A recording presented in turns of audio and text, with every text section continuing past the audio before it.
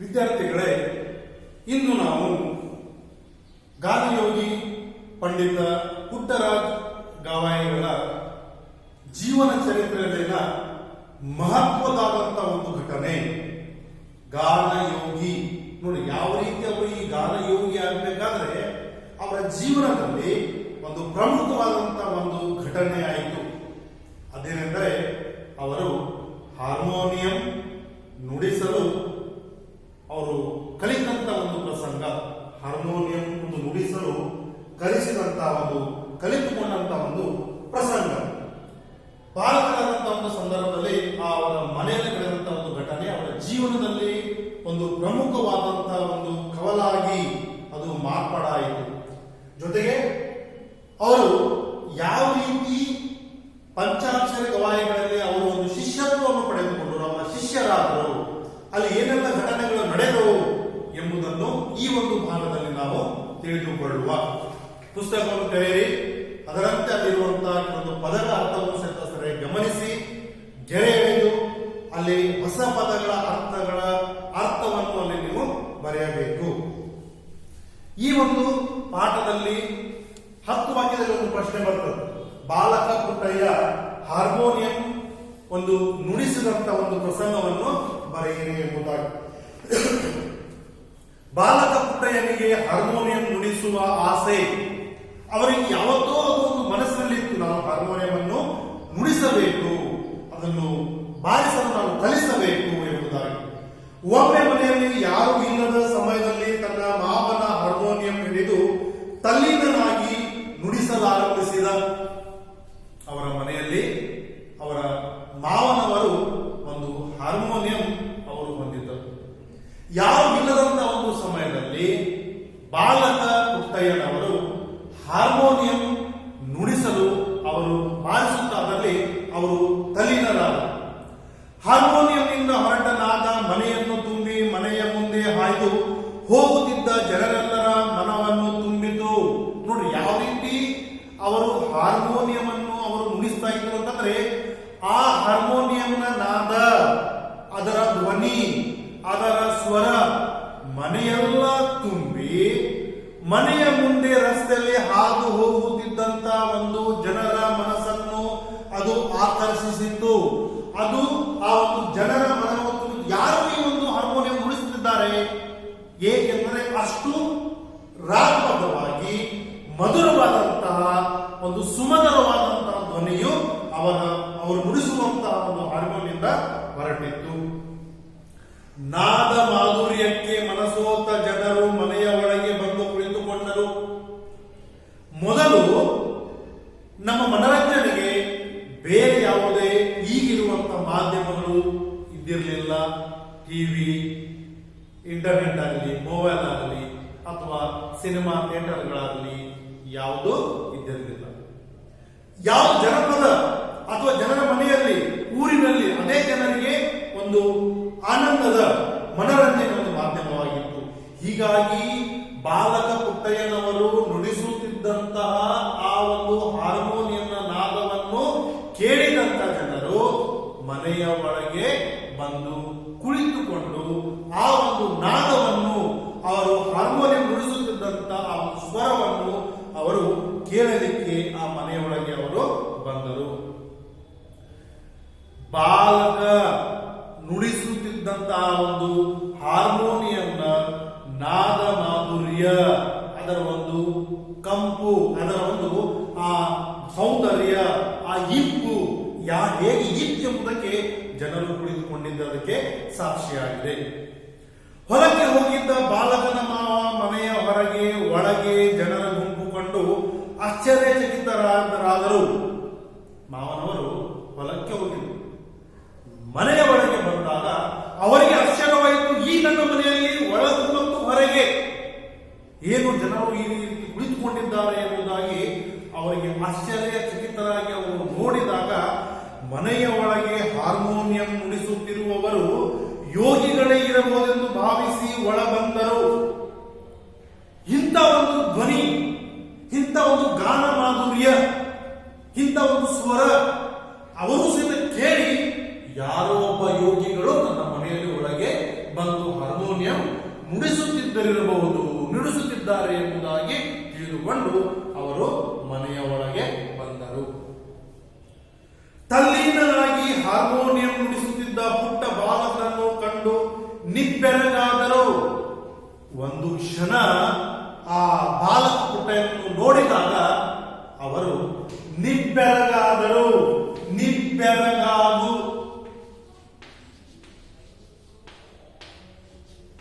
ನೋಡಿ, ಬೆರಗಾಗು ಅಂದರೆ ಆಶ್ಚರ್ಯಚಕಿತರಾಗು. ನಿಬ್ಬೆರಗಾಗು ಒಮ್ಮೆ ನೋಡಿದ ತಕ್ಷಣ ಅವರು ನಿಂತ್ಕೊಂಡು ಬಿಟ್ಟು ಏನು ಮಾತನಾಡಬೇಕು ಅವರಿಗೆ ಏಕೆಂದರೆ ಅಂತಹ ಬಾಲಕನ ಒಂದು ಕೈಯಿಂದ ಆ ಹಾರ್ಮೋನಿಯಂ ನುಡಿಸ್ತಾ ಇದ್ದಾನೆ, ಅವನು ಗಾನ ಮಾಧುರ್ಯವನ್ನು ಕೇಳಿ ಅವರು ನಿಬ್ಬೆರಗಾದರು. ಮಾವನ ಪಾದ ಸಪ್ಪಳದಿಂದ ವಿಚಲಿತನಾದ ಬಾಲಕ ಒಮ್ಮೆಲೆ ಹಾರ್ಮೋನಿಯಂ ನುಡಿಸುವುದನ್ನು ನಿಲ್ಲಿಸಿ ಬಾಲಕ ಇವರು ಈ ಪುಟ್ಟರಾಜರು ಅವರು ತಮ್ಮ ಮಾವನ ಒಂದು ಬರುವಂತ ಒಂದು ಶಬ್ದವನ್ನು ಅವರ ಪಾದದ ಶಬ್ದವನ್ನು ಕೇಳಿದ ತಕ್ಷಣ ಹಾರ್ಮೋನಿಯಂ ನುಡಿಸುವುದನ್ನು ನಿಲ್ಲಿಸಿ ಬಿಟ್ಟು, ಏಕೆಂದರೆ ಅವರು ತಮ್ಮ ಮಾವರ ಅನುಮತಿಯನ್ನು ಅವರು ಪಡೆಯಲಿರಲಿಲ್ಲ. ಒಮ್ಮೆಲೆ ಅವರು ನಿಲ್ಲಿಸಿದಾಗ ಮತ್ತೆ ಬಾಲಕ ಪುಟ್ಟಯ್ಯನ ಒಂದು ಬಾಯಿಯಿಂದ ಮಾತುಗಳು ಬರ್ತಾ ಇವೆ. ಮಾವ ತಪ್ಪಾಯಿತು, ಕ್ಷಮಿಸು, ನೀನು ಮುಟ್ಟು ಎಂದರು, ನಾನು ಇನ್ನೆಂದು ನಿನ್ನ ಹಾರ್ಮೋನಿಯಂ ಮುಟ್ಟುವುದಿಲ್ಲ ಎನ್ನುತ್ತಾ ಮಾವನ ಪಾದಗಳಿಗೆ ತಡವಡಿಸಿದನು. ತಡವಡಿಸು ಅಂದ್ರೆ ಹುಡುಕುತ್ತಿರುವುದು, ಏಕೆಂದರೆ ಬಾಲಕ ಪುಟ್ಟಯ್ಯನವರು ಮೊದಲೇ ಅಂಧರಾಗಿದ್ದರು. ಮಾವ ತಪ್ಪಾಯಿತು, ಕ್ಷಮಿಸು, ನೀನು ಮುಟ್ಟು ಎಂದರು, ಇನ್ನು ಮುಂದೆ ನಾನು ಆ ಹಾರ್ಮೋನಿಯಂ ಅನ್ನು ನಾನು ಮುಟ್ಟುವುದಿಲ್ಲ, ನಾನು ತಪ್ಪಾಯಿತು ಎಂಬುದಾಗಿ ಮಾವನ ಪಾದಗಳಿಗೆ ಅವರು ಏನ್ ಮಾಡ್ತಾ ಇದ್ದಾರೆ, ತಡಕಾಡ್ತಾ ಇದ್ದಾರೆ, ತಡವಡಿಸ್ತಾ ಇದ್ದಾರೆ, ಹುಡುಕ್ತಾ ಇದ್ದಾರೆ ಕ್ಷಮೆಯನ್ನು ಬೇಡಲು. ಆಗ ತಾನೇ ಹಾಡಲು ಕಲಿತ ಮರಿ ಕೋಗಿಲೆಯಂತೆ ಕೆನ್ನೆಯ ಮೇಲೆ ಕಣ್ಣೀರು ಸುರಿಸುತ್ತಿದ್ದ ಬಾಲಕನನ್ನು ಮಾವ ಬಿಗಿಯಾಗಿ ಹಾಕಿಕೊಂಡು ಮುತ್ತುಗರೆಯುತ್ತಾ ಆನಂದ ಬಾಷ್ಪ ಸುರಿಸಿದರು. ಬಾಷ್ಪ ಅಂದ್ರೆ ಕಮ್ಮನಿ, ಕಣ್ಣೀರು. ಮರಿ ಕೋಗಿಲೆಯು ಯಾವ ರೀತಿ ಕೂ ಕೂ ಶಬ್ದ ಅದು ಹೊರ ಹಾಕುತ್ತದೆಯೋ ಆ ರೀತಿ ಬಾಲಕ ಪುಟ್ಟಯ್ಯ ಆಗತಾನೆ ಇಲ್ಲಿ ಹೋಲಿಕೆ ಮಾಡಿದ್ದಾರೆ. ಬಾಲಕ ಪುಟ್ಟಯ್ಯನನ್ನು ಮರಿ ಕೋಗಿಲಿಗೆ ಹೋಲಿಕೆ ಮಾಡ್ತಾ ಇದ್ದಾರೆ. ಮರಿ ಕೋಗಿಲೆಯಂತೆ ಬಾಲಕ ಪುಟ್ಟಯ್ಯ ಅದನ್ನು ಮಾಧುರ್ಯವಾದ ಸಂಗೀತ ಮಾಧುರ್ಯ ಹೊರಹೋಗ್ತಾ ಇತ್ತು. ಅವನು ಕಣ್ಣೀರು ಸುರಿಸುತ್ತಾ ಅವನು ತನ್ನ ಮಾವನ ಪಾದಗಳು ಹುಡುಕ್ತಾ ಇರುವಂತಹ ಸಂದರ್ಭದಲ್ಲಿ ಅವರ ಮಾವ ಆಗ ಬಾಲಕನನ್ನು ಬಿಗಿಯಾಗಿ ಪ್ರೀತಿಯಿಂದ ಅಪ್ಪಿಕೊಂಡು ಅವರು ಕಣ್ಣೀರು ಸುರಿಸಿದರು. ಆನಂದ ಬಾಷ್ಪ ಸುಮ್ಮನೆ ಅರ್ಥಲ್ಲ, ಆನಂದದ ಒಂದು ಕಣ್ಣೀರು ಅವರ ಕಣ್ಣಿನಿಂದ ಹೊರಹೊಮ್ಮಿತು. ಅವ್ರು ಹೇಳ್ತಾ ಇದ್ದಾರೆ ಮುಖ್ಯವಾಗಿ, ಮಗು, ಇಂದಿನಿಂದ ಇದು ನನ್ನ ಹಾರ್ಮೋನಿಯಂ ಅಲ್ಲ, ನಿನ್ನದು. ನೋಡಿ, ಬಾಲಕ ಪುಟ್ಟ ರಾಜರ ಮಾವನವರು ಹೇಳ್ತಾ ಇದ್ದಾರೆ, ಬಾಲಕ ಅಂದ್ರೆ ಮಗು, ಇಂದಿನಿಂದ ಇದು ನನ್ನ ಹಾರ್ಮೋನಿಯಂ ಅಲ್ಲ, ಇದು ನಿನ್ನದು. ನೋಡ್ರಿ, ಅಂದ್ರೆ ಅವರು ಅವನಿಗೆ ಯಾವುದೇ ಒರಟು ಮಾತುಗಳನ್ನು ಆಡದೆ ಬಿಗಿಯಾಗಿ ಹಾಕಿಕೊಂಡು ಇಂಥ ಒಂದು ಕಲೆ, ಇಂಥ ಒಂದು ಪಾಂಡಿತ್ಯ ಈ ನನ್ನ ಒಂದು ಮಗುವಿನಲ್ಲಿ ಇದೆ, ಸಂತೋಷದಿಂದ ಆನಂದ ಬಾಷ್ಪವನ್ನು ಅವರು ಸುರಿಸುತ್ತಾ ಆ ಮಗುವಿಗೆ, ಬಾಲಕ ಪುಟ್ಟಯ್ಯನಿಗೆ, ಮಗು, ಇಂದಿನಿಂದ ಈ ಹಾರ್ಮೋನಿಯಂ ನನ್ನದಲ್ಲ, ನಿನ್ನದು ಎಂಬುದಾಗಿ ಹೇಳುತ್ತಾ, ನಿನ್ನದು, ನಿನ್ನದೇ, ಅದು ನಿನ್ನ ಆಸ್ತಿ. ನೋಡ್ರಿ, ಅದು ನಿನ್ನದೇ, ಅದು ನಿನ್ನ ಆಸ್ತಿ ಎಂಬುದಾಗಿ ಪ್ರೀತಿಯಿಂದ ಮಮತೆಯಿಂದ ಆ ಒಂದು ಮಗುವಿಗೆ ಅದರಲ್ಲಿ ಆ ಹಾರ್ಮೋನಿಯಂನಲ್ಲಿ ಮತ್ತೆ ಅವನಲ್ಲಿ ಆ ಒಂದು ಪಾಂಡಿತ್ಯ ಬರುವಂತ ಒಂದು ಪ್ರಶಂಸೆ ಮಾತುಗಳನ್ನು, ಅವರನ್ನು ಮತ್ತೆ ಪ್ರೋತ್ಸಾಹಿಸುವಂತ ಮಾತುಗಳು ಅವರ ಮಾವನಿಂದ ಬಂತು.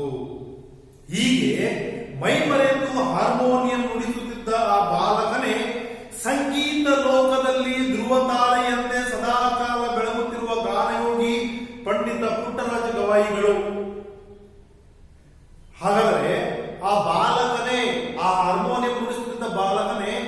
ಒಂದು ಸಂಗೀತ ಲೋಕ,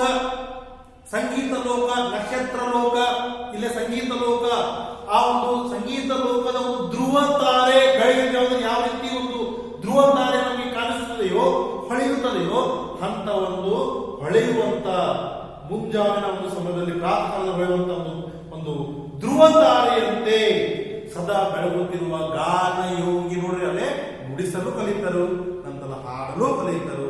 ಗಾನ ಯೋಗಿ ಪಂಡಿತ ಪುಟ್ಟರಾಜ್ ಗವಾಯಿಗಳು. ಅವರ ಮಾವನವರೇ ಚಂದ್ರಶೇಖರಯ್ಯನವರು. ಅವರ ಮಾವನ ಹೆಸರು ಚಂದ್ರಶೇಖರಯ್ಯ, ಇವರೇ ಅವರ ಮಾವನವರು. ಹೀಗೆ ಪಂಡಿತ ಪುಟ್ಟರಾಜ ಗವಾಯಿಗಳು ಹಾರ್ಮೋನಿಯಂ ನುಡಿಸಿ ಅದರಲ್ಲಿ ಪಾಂಡಿತ್ಯವನ್ನು ಅವರು ಪಡೆದರು. ಇದು ಯಾವ ರೀತಿ ಮಾವನಿಲ್ಲದಂತ ಒಂದು ಸಮಯದಲ್ಲಿ ಸಿಕ್ಕ ಒಂದು ಅವಕಾಶವನ್ನು, ಒಳ್ಳೆಯ ಅವಕಾಶವನ್ನು ಮತ್ತೆ ಪ್ರೋತ್ಸಾಹವನ್ನು ಪಡೆದುಕೊಂಡಂತ ಒಂದು ಘಟನೆಯನ್ನು ಈ ಒಂದು ಸಂದರ್ಭದಲ್ಲಿ ನಾವು ತಿಳಿದುಕೊಳ್ಳಬಹುದು.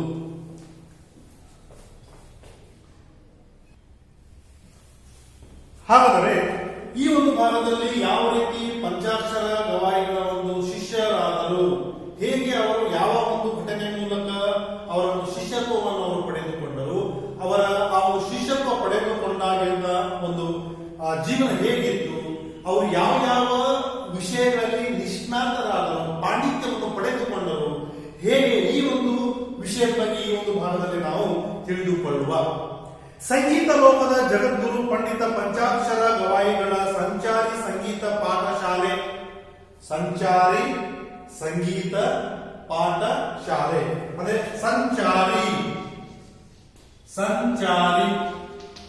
ಅಂದ್ರೆ ಒಂದು ಕಡೆಯಿಂದ ಇನ್ನೊಂದು ಕಡೆಗೆ, ಒಂದು ಕಡೆ ನೆಲೆ ಇಲ್ಲದೆ ಒಂದು ಊರಿನಿಂದ ಇನ್ನೊಂದು ಊರಿ ಕಡೆಗೆ ಹೋಗುವುದು ಅಂದ್ರೆ ಸಂಚಾರಿ ಸಂಗೀತ ಪಾಠಶಾಲೆ. ಯಾವ ರೀತಿ ಈಗ ಪಾಠಶಾಲೆಗಳು ಇರ್ತವೆ, ಅದರಲ್ಲಿ ಸಂಗೀತ ಪಾಠಶಾಲೆಗಳು ಆ ಒಂದು ಪುಟ್ಟರಾಜ ಗವಾಯಿಗಳು ಅವರು ನಡೆಸ್ತಾ ಇದ್ದರು. ಆ ಒಂದು ಸಂಚಾರಿ ಸಂಗೀತ ಪಾಠಶಾಲೆಯು ಒಮ್ಮೆ ಗವಿಮಠದಲ್ಲಿ ಕ್ಯಾಂಪ್ ಮಾಡಿದ್ದು. ಕ್ಯಾಂಪ್ ಮಾಡುವುದು ಅಂದ್ರೆ ವಾಸ ಮಾಡಿದ್ದು, ಬಿಡಾರ ಹೂಡುವುದು, ನೆಲೆ ನಿಲ್ಲುವುದು. ಗವಿಮಠದಲ್ಲಿ ಅದು ಬಂದಾಗ, ವಾಸ ಮಾಡಿದಾಗ, ನೆಲೆ ನಿಂತಾಗ, ಆ ಒಂದು ಸಂದರ್ಭದಲ್ಲಿ ಅಲ್ಲಿಗೆ ಅವರ ಮಾವ ಚಂದ್ರಶೇಖರಯ್ಯನವರ ಒಂದು ಜೊತೆಗೆ ಪುಟ್ಟಯ್ಯನು ಬಂದು, ಆ ಸಂಚಾರಿ ಸಂಗೀತ ಪಾಠಶಾಲೆಗೆ ಪುಟ್ಟಯ್ಯನವರು ಬಂದು ಗುರುಗಳಾದ ಪಂಚಾಕ್ಷರ ಗವಾಯಿಗಳ ಶಿಷ್ಯತ್ವವನ್ನು ಸ್ವೀಕರಿಸಿ, ಅಲ್ಲಿ ಬಂದು ಆ ಪುಟ್ಟರಾಜರು ಪಂಚಾಕ್ಷರ ಗವಾಯಿಗಳ ಶಿಷ್ಯತ್ವವನ್ನು ಏನ್ ಮಾಡಿದವರು ಸ್ವೀಕಾರ ಮಾಡಿ, ಪ್ರೀತಿಯ ಶಿಷ್ಯರಲ್ಲಿ ಈತನು ಒಬ್ಬನಾದನು. ಈ ಪಂಚಾಕ್ಷರ ಗವಾಯಿಗಳಿಗೆ ಹಲವಾರು ಶಿಷ್ಯರಿದ್ದರು. ಇಂಥ ಒಂದು ಶಿಷ್ಯರಲ್ಲಿ ಬಹಳಷ್ಟು ಪ್ರೀತಿ ಪಾತ್ರರಾದಂತ ಶಿಷ್ಯರು ಈ ಒಂದು ಪುಟ್ಟರಾಜರು ಆದರು. ಪುಟ್ಟಯ್ಯನು, ನಾನೊಬ್ಬನು ಅಂಧ ಬಾಲಕ, ನನ್ನಿಂದೇನಾದರೂ ಸಾಧ್ಯ, ಜಗತ್ತನ್ನು ನೋಡದ ನನಗೆ ಜಗತ್ತಿಗೆ ಏನು ಕೊಡಲು ಸಾಧ್ಯ, ಇದ್ದಷ್ಟು ದಿನ ಗುರು ಸೇವೆ ಮಾಡುತ್ತಾ ಊಟ ಸಿಕ್ಕಲ್ಲಿ ಹೊಟ್ಟೆ ಹೊರೆದು, ನೆಲ ಸಿಕ್ಕಲ್ಲಿ ಶಯನಗೈದು ಈ ಬದುಕನ್ನು ಮುಗಿಸಿದರಾಯಿತು ಎಂಬ ವಿಷಣ್ಣ ಭಾವದಲ್ಲಿ ಇರುತ್ತಿರಲಿಲ್ಲ. ನೋಡ್ರಿ, ವಿಷಣ್ಣ ಅಂದ್ರೆ ಬೇಡವಾದಂತಹ ಅಥವಾ ಈ ಒಂದು ನಮಗೆ ಆಗುವುದಿಲ್ಲ ಎನ್ನುವಂತ ಒಂದು ಭಾವನೆ, ಇಂಥ ಒಂದು ಭಾವದಲ್ಲಿ ಅವರು ಇರಲಿಲ್ಲ. ಹಾಗೆ ಅವರು ಏನ್ ಮಾಡ್ತಾ ಇದ್ರು, ಅವರ ಶಿಷ್ಯರಾದಾಗ ಯಾವ ಊಟ ಸಿಗುತ್ತದೆಯೋ ಊಟವನ್ನು ತಿಂದು ನಮ್ಮ ಹೊಟ್ಟೆ ತುಂಬಿದರಾಯಿತು, ನೆಲ ಸಿಕ್ಕರೆ ಮಲಗಿಕೊಂಡರಾಯಿತು, ಏನು ಹೇಳ್ತಾರೆ ಅದನ್ನು ಕೇಳಿ ಸುಮ್ಮನೆ ಅಂದ್ರೆ ಜೀವನವನ್ನು ಸಾಗಿಸೋಣ ಎನ್ನುವಂತ ಈ ಒಂದು ಕೀಳು ಮಟ್ಟದ ಬೇಡವಾದಂತಹ ಆ ಒಂದು ಭಾವನೆ ಪುಟ್ಟರಾಜರ ಮನಸ್ಸಿನಲ್ಲಿ ಇರಲಿಲ್ಲ. ಅದಕ್ಕೆ ಅವರು ಹೇಳ್ತಾ ಇದ್ದಾರೆ, ಅವರು ಗುರು ಸೇವೆ ಮಾಡುತ್ತಾ ಹೋದರಾಯಿತು, ಸುಮ್ಮನೆ ಊಟ ಮಾಡಿ ಆ ಆಶ್ರಮದಲ್ಲಿ ಮಲಗಿ ಕಾಲ ಕಳೆದರಾಯಿತು ಎನ್ನುವಂತ ಭಾವನೆ ಅವರಿಗಿರಲಿಲ್ಲ. ಶಯನಗೈದು ಅಂತಂದ್ರೆ ಮಲಗುವುದು, ಶಯನಗೈದು ಆ ದಿನವನ್ನು ಕಳೆದರೆ ಆಯಿತು ಎನ್ನುವಂತ ವಿಷಣ್ಣ ಭಾವನೆ ಅವರಲ್ಲಿ ಇರಲಿಲ್ಲ. ಪಂಚಾಕ್ಷರ ಗುರುಗಳನ್ನು ಅನುಸರಿಸಬೇಕು. ಅವರು ಆ ಪಂಚಾಕ್ಷರ ಎಲ್ಲವನ್ನು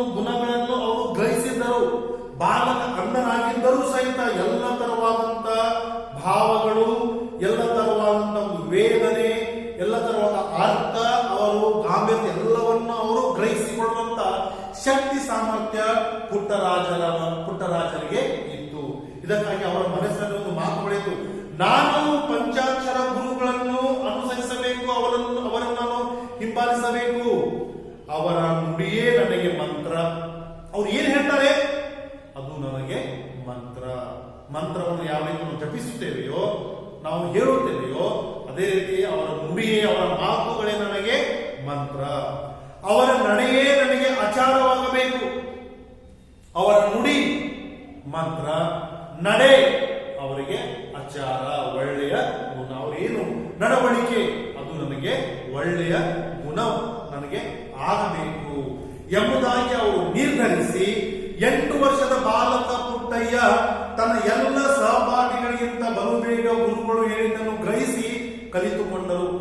ಏನನ್ನ ಪಂಚಾಕ್ಷರ ಗವಾಯಿಗಳು ಹೇಳುತ್ತಾರೆಯೋ ಅದನ್ನೆಲ್ಲ ಬೇಗನೆ ಗ್ರಹಿಸಿಕೊಂಡು ಉಳಿದ ಎಲ್ಲ ಶಿಷ್ಯರಿಗಿಂತ ಬೇಗನೆ ಗ್ರಹಿಸಿ ಅಂದ್ರೆ ತಿಳಿದುಕೊಂಡು ಉಳಿದ ಎಲ್ಲ ಶಿಷ್ಯರಿಗಿಂತ ಅವರು ಬಹಳಷ್ಟು ಬೇಗನೆ ತಿಳಿದುಕೊಂಡರು. ಗುರು ಶಿಷ್ಯರಿರುವರು ಅಂದರು. ನೋಡಿ, ಈ ಒಂದು ಪುಟ್ಟರಾಜರು ಅಂದರು, ಈ ಒಂದು ಪಂಚಾಕ್ಷರ ಗವಾಯಿಗಳು ಅಂದರು. ಅವರ ಬಾಹ್ಯ ಕಣ್ಣು ಅಳಿಸಿದ್ದರೂ ಅಂತರಂಗದ ಕಣ್ಣು ಅರಳಿತ್ತು. ನೋಡಿ, ಇಲ್ಲೇ ಮುಖ್ಯವಾದಂತಹ ಒಂದು ಮಾತು. ಅವರ ಬಾಹ್ಯ ಕಣ್ಣು ಅಳಿಸಿದ್ದರು. ಬಾಹ್ಯ ಅಂತ ಅವರಿಗೆ ಹೊರಗೆ ಕಾಣುವಂತ ಕಣ್ಣಿನ ದೃಷ್ಟಿ, ಅವರ ಕಣ್ಣಿನ ದೃಷ್ಟಿ, ಬಾಹ್ಯ ಕಣ್ಣು ಅಳಿಸಿದ್ದರು, ಅದು ಇಲ್ಲದೇ ಇದ್ದರು, ದೃಷ್ಟಿ ಇಲ್ಲದೇ ಇದ್ದರು, ಕಳೆದುಕೊಂಡಿದ್ದರು. ಅಂತರಂಗದ ಕಣ್ಣು ಅರಳಿತ್ತು. ಅದು ಹೇಗೂ ಅರಳಿದೆ. ಆದ್ದರಿಂದ ಅದೇ ರೀತಿಯಲ್ಲಿ ಅಂತರಂಗದ ಒಂದು ಕಣ್ಣು ಎಲ್ಲವನ್ನೂ ನೋಡ್ತಾ ಇತ್ತು. ಎಲ್ಲವನ್ನೂ ಅದು ನೋಡಿ ಅದನ್ನು ತಿಳಿದುಕೊಳ್ಳುವಂತಹ ಒಂದು ಸಾಮರ್ಥ್ಯ ಅವರಿಗೆ ಪುಟ್ಟರಾಜರಿಗೆ ಇತ್ತು. ಅವರಿಗೆ ಬಾಹ್ಯ ಕಣ್ಣು ಓದಕ್ಕಿದ್ದರೂ ಸಹಿತ, ಅಳಿಸಿದ್ದರೂ ಸಹಿತ ಅಂತರಂಗದ ಕಣ್ಣು ಅರಳಿತ್ತು ಎಂಬುದಾಗಿ ಲೇಖಕರು ಈ ಒಂದು ಸಂದರ್ಭದಲ್ಲಿ, ರಮೇಶ್ ಗೌಡ MK ಅವರು ಈ ಒಂದು ಸಂದರ್ಭದಲ್ಲಿ ಹೇಳಿದ್ದಾರೆ. ಹಾಗಾದರೆ ಶ್ರೇಷ್ಠ ಗುರು ಮಾತ್ರ ಶಿಷ್ಯರ ಮನಸ್ಸನ್ನು ಓದಬಲ್ಲನು. ಶ್ರೇಷ್ಠ ಗುರುಗಳು ತಮ್ಮ ಶಿಷ್ಯರಿಗೆ ಏನು ಬೇಕು, ಎಂತ ಒಂದು ವಿದ್ಯೆ ಬೇಕು, ಯಾವ ವಿದ್ಯೆಯಲ್ಲಿ ಅವರು ಆಸಕ್ತಿಯನ್ನು ಹೊಂದಿದ್ದಾರೆ ಎಂಬುದನ್ನು ಅವರು ಅರಿಯಬಲ್ಲರು. ಹಾಗಾದರೆ ಅವರ ಅಭಿಲಾಷೆಗೆ ತಕ್ಕಂತ ಜ್ಞಾನ ಕೊಡುವ ಶಕ್ತಿ ಶ್ರೇಷ್ಠ ಗುರುವಿಗೆ ಮಾತ್ರ ಸಿದ್ಧಿಸಿರುತ್ತದೆ.